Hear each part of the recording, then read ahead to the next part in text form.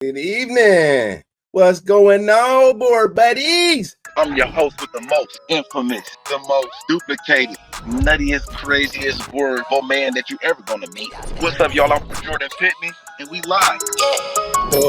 Before we go any further, let me also another featuring guest is that we have often on the show is Nate Johnson. He's a fellow breeder. He's got some insight. Like you said, this is a community-based show where everyone is welcome. Yeah, this is cool. Nate, specialist with the different colors and the varieties of the Boerboels, and he's isolating the black and tan genetics. Yeah, he just produced a bomb litter, so he's gonna have some questions and stuff.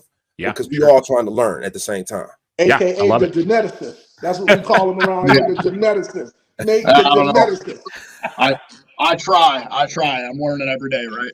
What do you have any advice in terms of feeding? What do you think about? And we're looking at 8 to 12 weeks old. That's the show today. When you're bringing that puppy home, and what Jordan is saying, when first food you're introducing to him at home, if you're trying to switch it from what the breeder initially had the puppy on, how do you switch over to a new food? Yeah. I think at that age, given the fact that you're going through kind of the potty training stages of things, and you're probably getting that dog out, every hour or, maybe, give or take, obviously. I think if you want to switch your food up right off the rip, you kind of deal with some of the side effects of some diarrhea and stuff like that, but you're taking the dog out enough where they should be able to rebound fine from it. But that's more of, I would say the nutrition side of things is a little bit less up my alley. So you guys might have better insight into that kind of stuff. The biggest thing is, if you're going to change it, I wouldn't be putting them on anything like drastically like worse in quality, obviously. But as long as you're, if you've fed all of your dogs freaking, whatever from, special diet or something like that, and you really want to keep this puppy on it, and you want to switch them over to it, as long as it's a high quality food, I don't think that's an issue. How you feel about hand feeding? Yeah, good question. I think that it's important, but I don't think it's as important as everybody makes it. So I think when you can do it, I think it's a great idea, but I also think that there's some value out of teaching good manners, out of eating out of a bowl. So generally what I try to do, like with my young dogs, is when I first bring them into the house, I'll usually do kind of like a 50-50 approach where either, every other day I feed their meals out of hand in training sessions. And then the, opposite day, obviously I feed them out of a bowl, or I'll do, one meal out of a bowl, one meal out of hand, as I'm starting to develop some engagement and stuff. I think it's less about if you're feeding them out of a bowl and out of a hand, and more that you just have appropriate amounts that you're feeding and appropriate routines. I find commonly with young dogs, people jump right to just overfeeding the shit out of them, and it's like young dogs, like if anybody, you guys obviously as breeders know, like young dogs will pretty much eat anything that you stick in front of them. And so commonly I'll see that you get these 10-week-old puppies and that the owners just feed them way too much, and they're actually refusing food right off the rip, and that's really detrimental to the training. It's obviously not good for their health and stuff like that. So getting dialed in the amount, which obviously will change dog by dog, but I think is really important. And then, like I said, the routines, as far as, when you're feeding them out of a bowl, what kind of structure you're applying to it, making sure the dog is getting used to eating around you. And that doesn't mean, messing with them while they're eating and petting them constantly and stuff. You don't want to create resource guarding by doing that, but you want the dog to realize that you're going to be near them while they're eating and you're not a threat. People constantly pet, and it irks me, to be honest. You're actually conditioning the dog to where he's making you pet him now. You know what I'm saying? And these type of dogs, this is what they seeking. They constantly seek praise. Yeah. So if you start to overpraise, over reward, you cheapen the praise, in my opinion. What are your thoughts on that?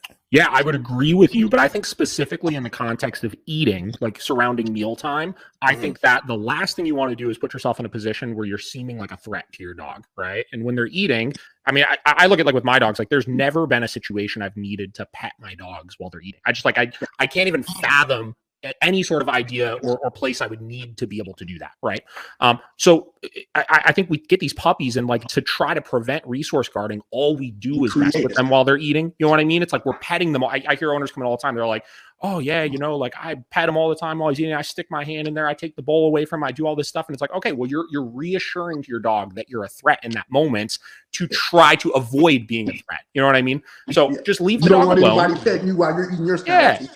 Just leave the dog alone. I tell people that all the time. Yeah, and it's a catch-22 because like at some point you want to test and make sure that if you do touch the dog while they're eating, that they're not going to like light up on you or anything like that. Obviously, that's an important hurdle to get past, but it should be done once in a blue moon with the intention of you're positioned to address it the second it happens, if it's going to happen. And if it doesn't happen, great. You don't have a resource guarder and there's no need to do it anymore. Then.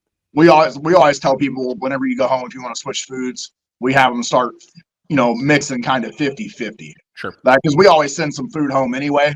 Yep. So, if you do that for a few days, 3 or 4 days, 50-50, if you're wanting to switch to another food, we kind of talk about, mix it 50-50 and ease into that other food. Like, as you said, if you switch it real fast, they kind of tend to get diarrhea or whatever. And they may still get a little bit of that, but it's less likely. It might get a little bit of a loose stool or something like that. Sure. So that's what we do. So if you don't want to feed the same food that we feed, we suggest mixing 50-50 for a few days and easing them into the other food. Another thing is when you're talking about feeding too much, that's very detrimental to a Boerboel, especially if they're feeding the wrong food. We have information that we send home about the high protein and stuff with these Boerboels that grow so fast, and their bones. So their bones will grow, they'll get thick, they'll get real quick. But the thing is, the bones aren't hard. So we have clients that go home and they end up giving the dog so-called rickets or whatever you want to call it, but they start knuckling. I'm sure you've seen that before or heard of it. And I've had clients who I have spoken, I speak to them, we speak to them on the reg. Every time they're picking a puppy up, me and my wife go through it with the clients of what not to do, and some still do it. And then they're calling us freaking out because, they're knuckling over and thinking that we sent them home a deformed dog or something like that. And then we have to tell them to get the right supplements and, they don't need to go to a vet if they catch it quick enough. Some people don't, and they end up having to go to a vet. But with Boerboels, diet is very huge, and protein's very huge, and not feeding too much protein to a puppy because it can cause a disaster. You don't want a lot of protein then, is what you're saying? No, not for a young puppy, not at least up to 6 months. And I would say even our big Boerboels, we still don't feed a food that's over 24 or 25%. Why is excessive protein detrimental to them? It's not every puppy, but you end up getting some in the breed. They knuckle. So if they're growing so fast, their bones are too big, that their joints and stuff, they aren't a Boerboel can get up, 80, 100 pounds at 6 to 8 months. And that's putting a lot of stress on their joints, and their bones aren't hard enough. I understand. And by knuckling, I don't know if you know what I'm talking about, their feet turn in and literally they'll fold over. They'll end up, they're walking, they're crippled. And is that something that if they do start knuckling, that could be reversed? Is that like a long-term thing? That's what I was talking about. When they get a hold of me, when they get a hold of us freaking out, we tell them to get calcium, phosphorus, and liquid vitamin D, and give it to them immediately. And if they catch it early enough, it can be fixed in 3 to 5 days. If they don't know what they're doing, and then all of a sudden the dog's in real bad shape, it might take 2 weeks or long. So, but and we've probably had it happen. Probably 3 or 4 clients, probably, and most of them went home and started raw diets because when it comes to raw, you got to be on your game with raw. You're not just feeding you're not taking out 5 pounds of hamburger and feeding that to a dog. That's not what you're supposed to be doing. So that's most of the time that's when it happens. So it's not really from a kibble. So that makes sense. And is that similar to when you hear people talk about growing pains with dogs? We've had some dogs that as they grow, it's it's almost like they get stiffness and stuff like that. And you'll take them to the vet and they're like, nothing wrong. It's just they'll literally call it I think there's a technical term for it, but they kind of refer to it as growing. I would say that could be a cause of it, but with these, I haven't really seen that too much, or not with my dogs. I pay attention, but the knuckling's apparent. When it starts happening, it's very apparent.